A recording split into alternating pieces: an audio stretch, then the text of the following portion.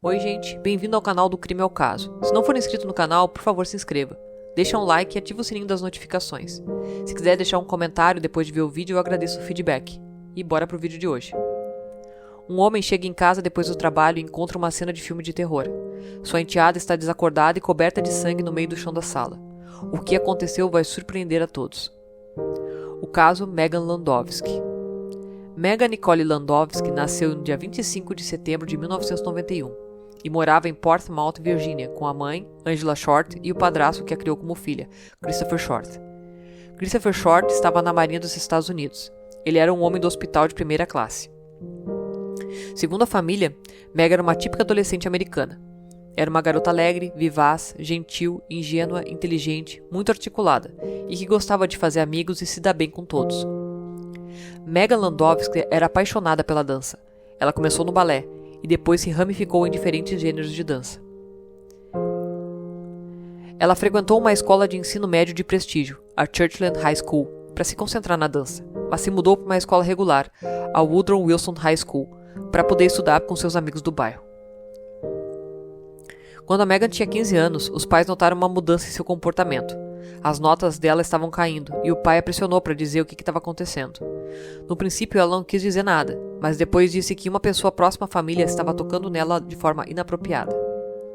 Essa pessoa era Robert Hike, um colega do pai que o considerava como irmão e que trabalhava na Marinha Americana com ele. O Chris pegou a Megan e levou até a polícia. Porém, por mais que Megan estivesse sendo tocada sem o seu consentimento, na Virgínia a idade de consentimento é de 15 anos. Então, a polícia não podia acusá-lo de um crime, além de uma contravenção, e Robert Hike se aproveitou dessa brecha. Então, o sargento responsável pela denúncia, Robert McDaniel, entrou em contato com o NCIS, que é o Serviço Naval Investigativo Criminal, pois ele estava lidando com um funcionário da Marinha. Então, o NCIS assumiu a investigação porque a idade de consentimento para militares é de 16 anos. Em fevereiro de 2008, a agente Dana Schutt iniciou uma investigação sobre a agressão sexual de Megan Landowski. A investigação foi concluída em março. Se o tenente Hike tivesse sido considerado culpado, ele teria perdido seu emprego, sua aposentadoria e teria ido para a prisão. A mãe disse que Megan ficou com medo quando o Robert foi acusado. Ela estava com medo dele fazer algo contra ela. No dia 10 de abril de 2008, a mãe a deixou na escola pela manhã e disse para ela ligar quando chegasse em casa. Ela disse que Megan deixou uma mensagem para ela, contou sobre o seu dia e disse que a amava. Naquele dia, Megan foi liberada mais cedo da escola. O pai de Megan saiu do trabalho da Marinha por volta das 16 horas e voltou para casa como sempre fazia. Quando ele entrou em casa, viu a Megan deitada no chão da sala. Então ele ligou para o 911, a emergência americana. Ele disse que parecia que a filha tinha sido abusada sexualmente e estava sangrando muito. Disse que sua garganta parecia cortada. Naquele momento, Chris sabia quem tinha feito aquilo com a sua filha. Foi Robert Hike, e ele falou isso para o atendente do 911. Ele avisou que Robert estava sendo investigado pelo NCIS, por isso acreditava que havia sido Robert quem havia feito aquilo. A polícia sabia que Robert Hike era o principal suspeito, mas queria investigar antes de fazer qualquer suposição. Quando a mãe de Megan soube o que aconteceu, imaginou mesmo que Robert tinha silenciado sua filha, pois Megan ia depor contra ele em alguns dias. Quando a polícia chegou no local, o sargento Robert McDaniel, que atendeu Chris e Megan quando foram fazer a acusação contra Robert Hike, disse que não reconheceu a Megan. Ele só soube que era ela no chão quando viu Chris ao lado. O corpo de Megan foi levado para análise, e o resultado foi que Megan foi abusada e depois levou 43 facadas, sendo 11 delas dadas depois dela já estar morta. A polícia revisou a casa em busca de qualquer entrada forçada. Não havia nenhuma, mas eles encontraram uma folha na casa que vinha do arbusto bem ao lado de fora da janela. A polícia também conseguiu determinar que o ataque de Megan começou em seu quarto. A calcinha dela estava no chão, e o papel da fita adesiva também estava lá. Havia sangue no papel da fita e ela foi enviada para teste. A polícia também recolheu travesseiros, lençóis e cobertores de cama. Megan foi agredida em seu quarto, mas conseguiu escapar. Ela correu a escada abaixo, onde foi morta. O assassino andou pela casa, deixando pegadas. Ele lavou suas mãos na pia e deixou uma das duas armas do crime lá. A outra faca que havia sido retirada do bloco de facas da cozinha foi encontrada em um bueiro não muito longe da casa. Naquele momento, o tenente Robert Hike não havia sido preso por qualquer acusação relacionada à agressão sexual.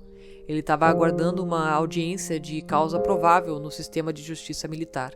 Ele estava livre, estava trabalhando na base e estava indo para casa à noite. Robert Hike precisava ser questionado sobre o assassinato. Robert era paramédico do Hospital Naval, era casado e tinha 4 filhas. Uma equipe foi reunida para ir à residência do tenente Robert Hike para localizar e deter ele para um interrogatório no Departamento de Polícia de Portsmouth.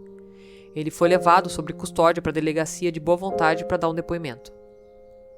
Tinha uma equipe do NCIS vasculhando a casa do Robert em busca de provas ou de qualquer comunicação entre ele e Megan, qualquer roupa que pudesse ter sido usada por ele durante o assassinato. Quando revistaram seu computador doméstico, havia sinais óbvios de que ele havia tentado limpar o disco rígido. A polícia conseguiu ver que Robert tinha mais de 200 fotos ilícitas de crianças menores de idade. Ele foi acusado de posse de pornografia infantil e foi libertado enquanto aguardava julgamento. A polícia encontrou pegadas com o sangue de Megan na cena do crime. Então Robert disse onde estavam seus sapatos para que a polícia pudesse levar os seus tênis para análise e ver se as marcas de pegada batiam com as marcas na sola de sapato. Ele também forneceu DNA para que pudesse ser testado e comparado com o DNA que foi encontrado na cena do crime. Também foi colocado um rastreador de GPS no carro dele, para que soubessem para onde ele estava indo e o que ele estava fazendo. Robert tinha um álibi. Segundo ele estava trabalhando no dia e na hora em que o crime aconteceu. A polícia pediu as gravações para o NCIS. Foram retirados vídeos dos portões da estação naval de Norfolk para verificar se seu veículo foi visto saindo da base durante esses períodos. Eles chegaram ao ponto de dirigir do escritório dele até a casa de Megan. Eles dirigiram com o trânsito do dia, tentando combinar tudo com o tempo que realmente levaria para que Robert Hike fosse da base até a casa dela e depois voltasse para a base. Nesse momento, a polícia começou a ter dúvidas de que ele tivesse cometido o assassinato, porque não achavam que ele teria tempo suficiente para sair da estação naval de Norfolk durante esse período, matar a Megan e voltar através dos túneis, mudar de roupa e voltar para o trabalho. O caso continuou a esfriar quando as pegadas de Hike não corresponderam às encontradas na cena do crime. Tudo estava dependendo dos resultados do seu DNA. O laboratório forense ligou e disse que o relatório do laboratório havia chegado, mas o DNA não era de Robert Hike. A polícia de Portsmouth e o NCIS inocentou Hike, pois não havia evidências que o ligassem ao assassinato de Megan Landowski.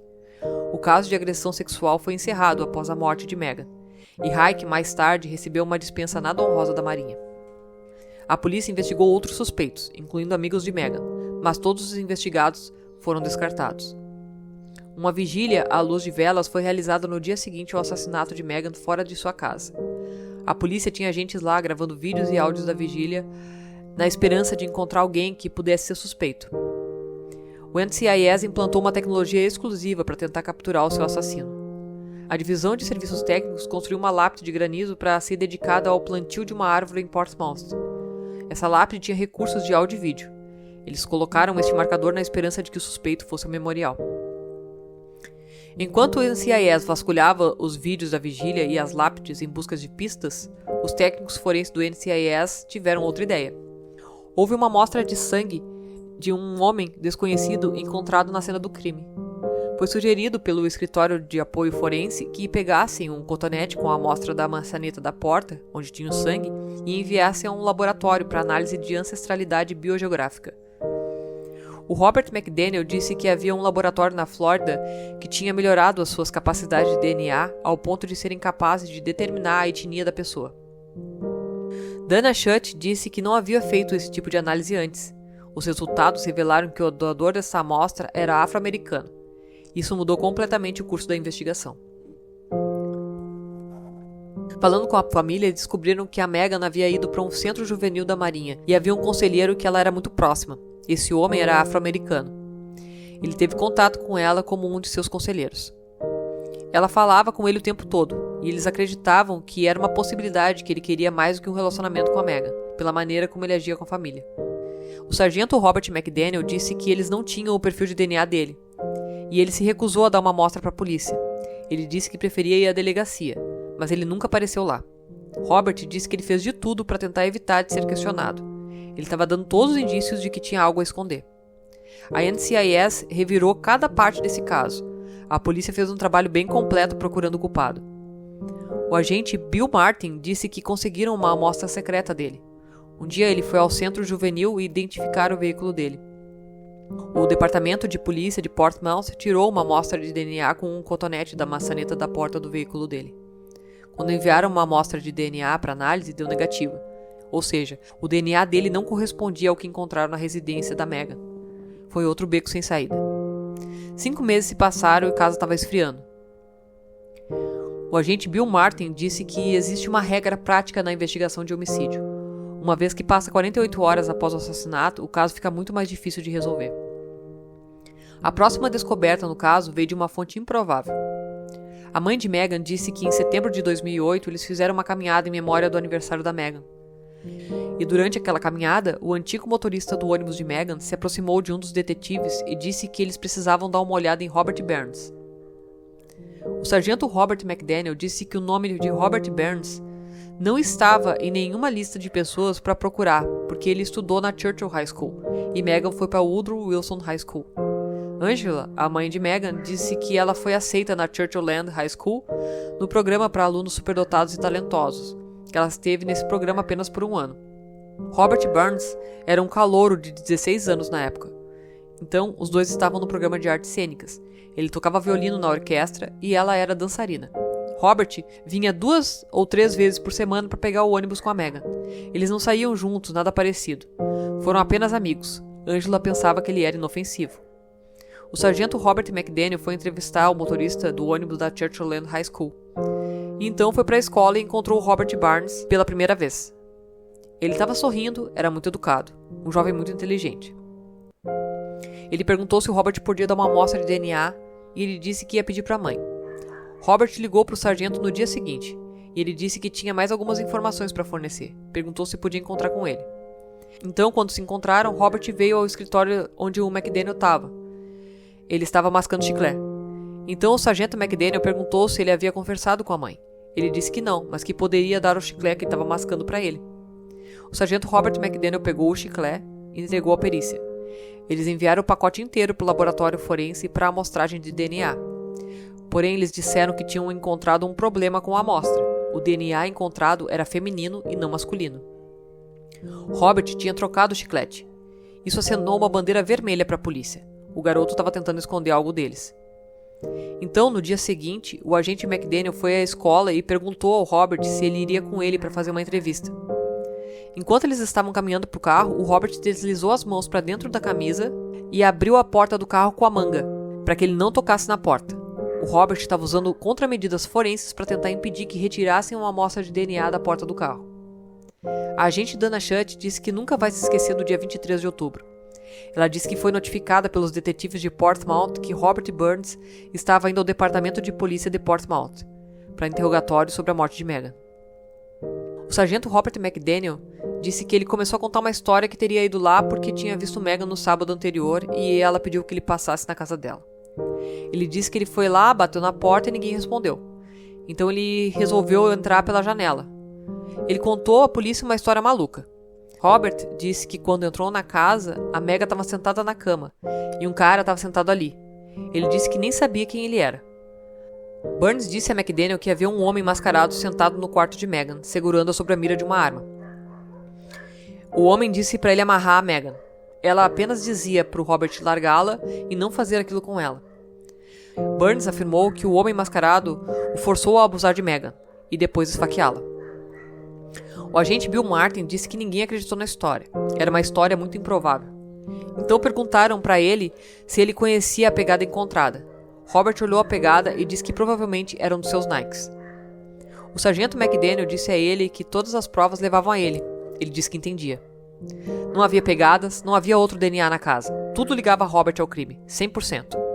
A mãe de Robert Burns, que estava presente no interrogatório, interveio perguntando se ele estava sendo detido. O detetive Funkhauser pediu licença, se apresentou e algemou Robert dizendo que ele estava sendo preso pela morte de Meghan Landowski. A mãe de Meghan, Angela Short, disse que estava sentada na mesa. À 1h, um dos detetives ligou e disse: "Nós o pegamos."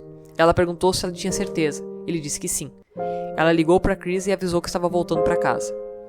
O sargento Robert McDaniel disse que depois que ele foi preso, obtiveram um mandato de busca e uma amostra de DNA dele. Em aproximadamente 8 horas, tiveram resultado e deu certo. Era o DNA de Robert na cena do crime. Dana disse que eles acreditavam que Robert foi lá para fazer sexo com Meghan. Acreditavam que a agressão sexual fazia parte do plano. Talvez ele tenha se sentido rejeitado por ela. Talvez ela não gostasse de seus avanços. E então ele a matou. No tribunal, Burns não deu nenhum motivo, mas admitiu ter agredido sexualmente e assassinado Meghan. Em setembro de 2009, Robert concordou com um acordo especial, onde não seria julgado como adulto. A mãe de Meghan disse que eles concordaram com o acordo pois não queriam julgamento. Eles não queriam ver fotos do que aconteceu. Mas os pais de Meghan tiveram que enfrentar Robert Burns na sua sentença, em fevereiro de 2010. Angela foi chamada para testemunhar. Ela olhou diretamente para ele e disse a ele que Meghan pensava nele como um irmão, e ela o amava como um irmão, mas ainda assim ele tinha tirado a vida dela. Ela disse que agora ele teria que viver com isso pelo resto da vida dele, e esperava que ele se lembrasse disso todos os dias. Robert Burns foi condenado a 42 anos de prisão, pois foi julgado como menor. Se ele tivesse sido julgado como adulto, eles teriam pedido prisão perpétua. A data de soltura mais próxima de Robert Burns é em 2045. Ele teria 53 anos. Desde então, Robert tentou reverter sua condenação, mas sem sucesso. Assim, ele permanece encarcerado na prisão estadual Red Onion em Wise County, Virgínia. Então, esse foi o vídeo de hoje. Não esquece de dar um like e dizer o que você achou do caso. Nos vemos no próximo vídeo. Até mais.